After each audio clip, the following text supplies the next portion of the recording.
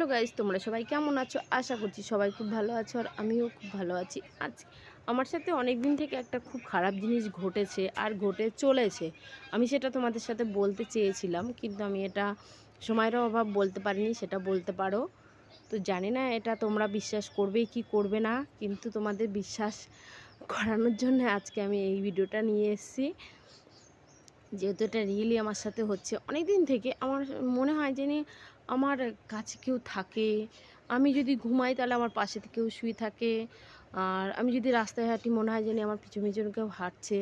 এরকমই কিছু। দেখো, আজকে সকালের কথা, তোমাদের এরকম অনেক কথা, জাস্ট অনেক কথা আছে যা আমি যদি আজকে পুরো 24 ঘন্টার ভিডিও বানাই তাও শেষ হবে না। জাস্ট আড়াই মাসে আমার সাথে যা যা ঘটেছে তা বললে শেষ হবে না।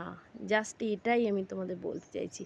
তারপরে দেখো, আজকে সকালবেলা, আজকে হচ্ছে 25শে আগস্ট, 18 তারিখ। আমি আজকে ডিউটি যাইনি, যেহেতু আমার আজকে ডাক্তার দেখানোর ডেট আছে। তো তার জন্যে আজকে আমি ডিউটিতে যাইনি, বাড়িতেই আছি। আজকে সকাল 6টার সময় আমার বর চলে যায় ডিউটিতে। আমার ছেলে পাশের রুমে ঘুমায়, আমি আমার ঘরে ঘুমাই। তারপরে আমি ঘুমিয়ে আমার এটা জাস্ট এটা একটা ভয় বলতে পারো। আমি প্রচুর ভয়ে থাকি, আমি ঘরে একা থাকতে পারি না। এটা হচ্ছে 1 নম্বর কথা। ভয়তে শুধু জাস্ট এই অত্যাচারে। তারপরে মনে হলো জানি খাটে এসে কেউ বসলো, তো আমি এটা অনুভব করলাম। আমি তারপরে চুপ করে শুয়ে থাকলাম। তারপরে আবার কিছু সময় পরে আরেকটু সরে আসলো। তার 2 মিনিট পরে আবার একটু সরে আসলো। তার 2 মিনিট পরে আমার পাশে পুরো শুয়ে পড়লো। জিনিসটা কি আমি জানি না, আমি দেখতে পাই না। আমার পাশে শুয়ে পড়লো। আমি যে নিঃশ্বাস নিচ্ছি সেও নিঃশ্বাস নিচ্ছে, এটা আমি অনুভব করি। আর এটা আমি বিশ্বাস করি, যেহেতু আমার সাথে এগুলো ঘটে চলেছে দিনের পর দিন।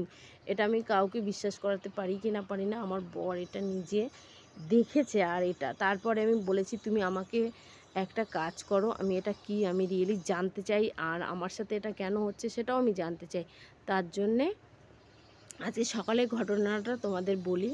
আজকে সকালে তো তারপরে আমি 5 মিনিট অবধি শুয়ে আছি, যেহেতু আমার পাশে সে শুয়ে আছে আমি জানি। আমি 5 মিনিট অবধি শুয়ে আছি। শুয়ে আসার পরে আমার সারা শরীরে মনে হয় যখন হাত দেয় আমার শরীরটা পুরো অবশ হয়ে যায়। যে আমাকে যদি স্পর্শ করে সারা শরীর অবশ হয়ে যায়। অবশ হয়ে যাওয়ার পরে তারপরে আমি কি করলাম, আমি জাস্ট ভয়তে থাকতে পারছি না, ঘেমে গেছি পুরো। আমি চট করে উঠে যেয়ে আমি আমার ছেলের ঘরে ঢুকে যেয়ে আমার ছেলের পাশে শুয়ে থাকি। যেহেতু আমার পাশে যদি কেউ থাকে তাহলে আমাকে অ্যাটাক করতে পারে না, আমার পাশে যদি কেউ না থাকে তাহলে আমাকে সে অ্যাটাক করতে পারে। আর যেহেতু সে